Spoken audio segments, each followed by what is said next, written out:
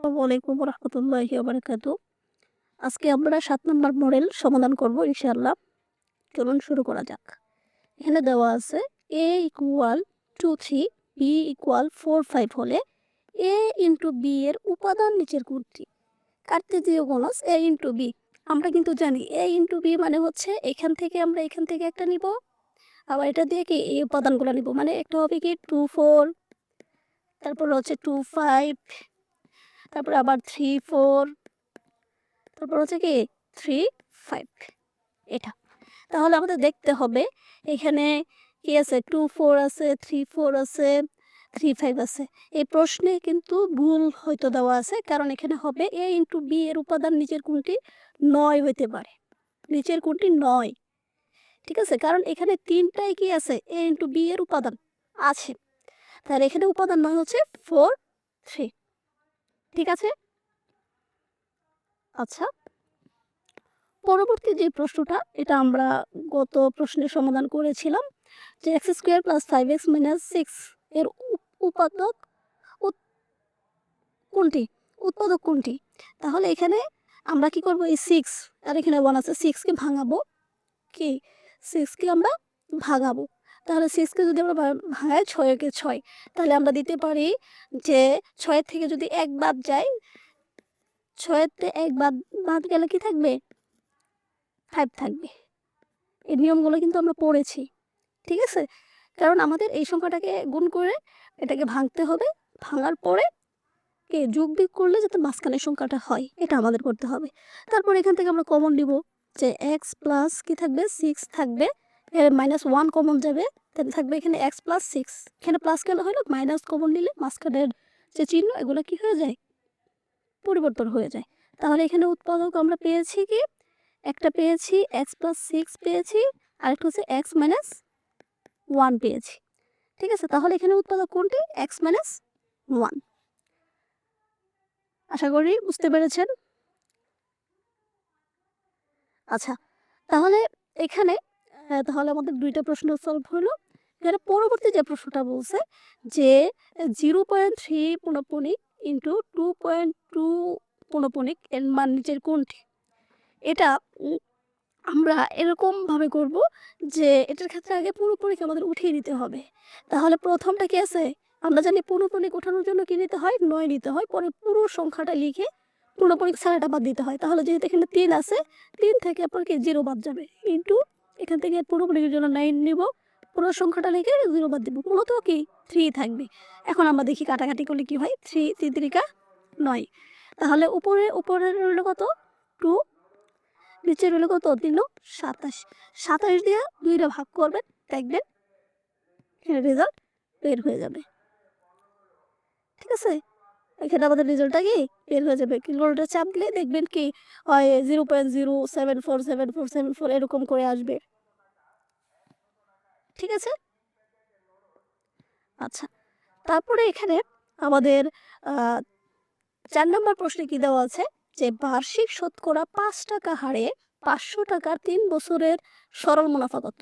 আমরা সরল মুনাফা বের করার সূত্র আমরা কিন্তু বলেছিলাম যে সরল মুনাফা করলে আমরা কি সব গুণ করে দিব, গুণ করে 100 দিয়ে কি করব? ভাগ করব। 0 0 কাটা, 0 0 কাটা, তাহলে 3 × 5 = 15, 5 15 কত? 75। আচ্ছা, পরবর্তী যে প্রশ্নটা আছে এটা খুবই গুরুত্বপূর্ণ, এটা আমাদের এমসিকিউ থাকার সম্ভাবনা আছে। চক্রবৃদ্ধি মুনাফা কত হবে? আচ্ছা, এখন আমাদের বুঝতে হবে যে চক্রবৃদ্ধি মুনাফাটা বের করব কিভাবে? এর সূত্রটা কি? চক্রবৃদ্ধি মুনাফা বের করার আগে আমাদের চক্রবৃদ্ধি মূলধনের সূত্রটা পড়তে হবে। কারণ চক্রবৃদ্ধি মূলধনের মধ্যে কি থাকে? মুনাফাটা থাকে। তাহলে P × 1 + Rn, এটা হচ্ছে মূলত চক্রবৃদ্ধি মূলধনের সূত্র। আর এখান থেকে যদি আমরা পি বাদ দিই, মানে আসল বাদ দিলেই আমাদের চক্রবৃদ্ধি মুনাফাটা বের হয়ে যাবে। তাহলে এটা আমরা কিভাবে করব? পি মানে হচ্ছে আসল, আসল কি দিলাম? 500 দিলাম। তারপরে 1 + R, আর এর মান কত আছে? আর এর মান আছে 5। তাহলে এখানে হবে কি 5, নিচে হচ্ছে যেহেতু পার্সেন্ট উঠাতে গেলে 100 দিতে হবে। এন মানে সময় দেওয়া আছে, ঠিক আছে? আমরা এই মাইনাস পিটা পরে করি, সমস্যা নেই। তারপরে আমরা কি করব? এখানে এটা ভাগ করে দিব। এটা ডাইরেক্ট কীভাবে করব? ক্যালকুলেটরে চাপ দিবেন, চাপ দেওয়ার পরে যে 1 প্লাস এটা ভাগ করে দিতে পারেন আপনি 5 দিয়ে, মানে 5কে 100 দিয়ে ভাগ করবেন, যেটা আসবে কি আসবে 20 পরে 1। আচ্ছা, দেখেন এখানে যেটা আসবে সেটা কি করবেন, যোগ করবেন। যোগ করে আমরা কি করব, ওই যে 500 গুণ দিয়ে এটা যোগ করে ওই সংখ্যাটা লিখে, এই সংখ্যা যেটা বের হবে এটা লিখে এই পাওয়ারটা দিয়ে 3 দিব।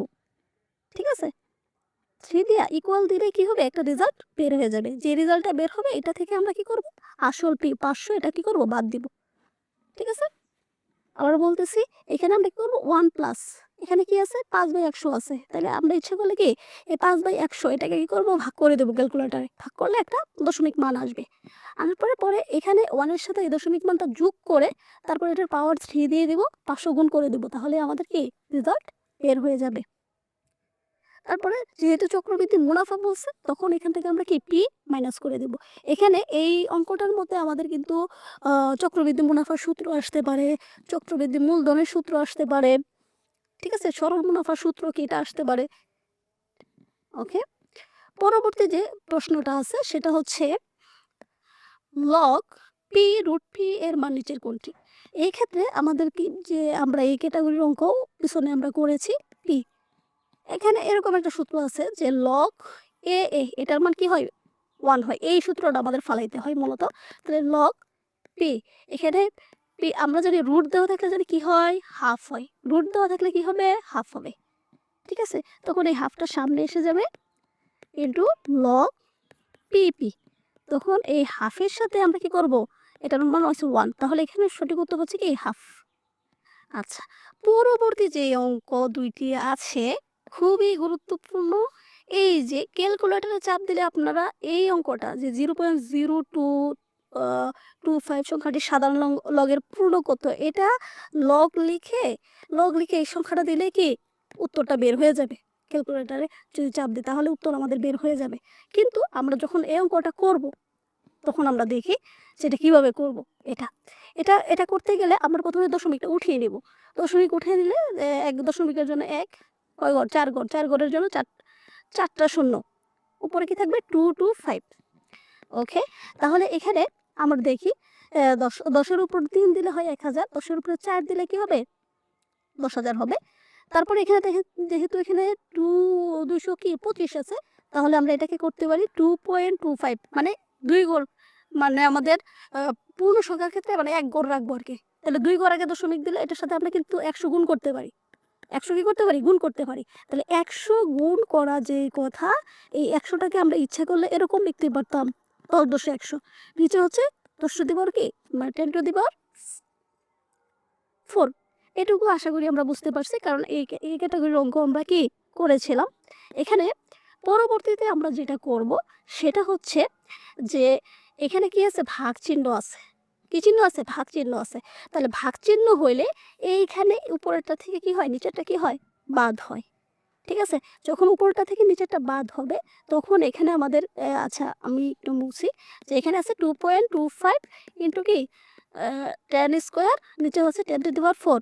তাহলে আমরা এখানে লিখবো 2.25 ইন্টু এই যে 2 মাইনাস কি 4, তাহলে কি হবে 2.25 ইন্টু এখানে -4 থেকে 2 বাদ দিলে কি -2, তাহলে সঠিক উত্তর কোনটা, এই যে -2। ঠিক আছে, এখন আপনাদের যদি বলে এখানে সাধারণ লগের পূর্ণক কত, এখানে পূর্ণক হচ্ছে এই যে 10-এর উপরে যেটা থাকবে সেটাই হচ্ছে কি আমাদের পূর্ণক। এখানে একই সংখ্যা দেওয়া আছে। সাধারণ লগের শুধু যদি পূর্ণক কত যদি বের করতে বলে, তাহলে ডাইরেক্ট এই যে এখানে 10-এর উপরে যে পাওয়ারটা থাকবে আমরা অঙ্ক করার পরে সেটাই হবে কি লগের পূর্ণক। আচ্ছা, এর পরবর্তীতে আমরা 9 নম্বর অঙ্কটা দেখব, যে কোনো সমকোণী ত্রিভুজের সূক্ষ্ম কোণ দ্বয়ের পার্থক্য 10 হলে ক্ষুদ্রতম কোণের মান কত। এখন আমাদের এখানে একটা জিনিস দেখতে হবে, যে আমরা জানি সমকোণী ত্রিভুজের সূক্ষ্ম কোণ দ্বয়ের সমষ্টি কত ডিগ্রি, 90 ডিগ্রি। সমকোণী ত্রিভুজের সূক্ষ্ম কোণ দ্বয়ের সমষ্টি কত ডিগ্রি, 90 ডিগ্রি। তাহলে কিন্তু আমরা এখানে দিতে পারি যে একটা যদি এটা এভাবে করতে পারি, যে একটা যদি আমরা 50 ধরি আর একটা কি 40, এই দুটোর পার্থক্য কত আছে, 10 আছে। এটা কিন্তু আমরা এমনিতেই বের করতে পারি। কিন্তু যদি আমরা অঙ্ক করে যদি বের করতে চাই তাহলে এটা কীভাবে হইতে পারে যে আমরা দিতে পারি যে এক্স প্লাস 10, একটা হচ্ছে এক্স প্লাস 10, একটা কোণ যদি কি হয়, একটা কোণের মান যদি এক্স হয় তাহলে আরেকটা কোণের মান কী হবে, এক্স প্লাস 10 হবে। এটা সমান সমান কত ডিগ্রি, মানে আমরা ছোট কোণ ধরে নিলাম, ছোট কোণটা হচ্ছে এক্স আর বড় কোণটা হচ্ছে কি এক্স প্লাস 10। তাহলে এই দুইটা কোণ মিলে কি হবে, এই দুইটা কোণ মিলে হবে কত ডিগ্রি, 90 ডিগ্রি। তাহলে এখানে 2x, তাহলে 90 এই 10টা যোগ আকারে আছে, ওই পাশে যায় কি হবে, বিয়োগ হয়ে যাবে। তাহলে 2x সমান সমান হচ্ছে কত, 80। তাহলে x এর মান কত, 40। তাহলে ছোট কোণের মান যদি 40 হয় তাহলে বড় কোণের মান কত হবে, 50।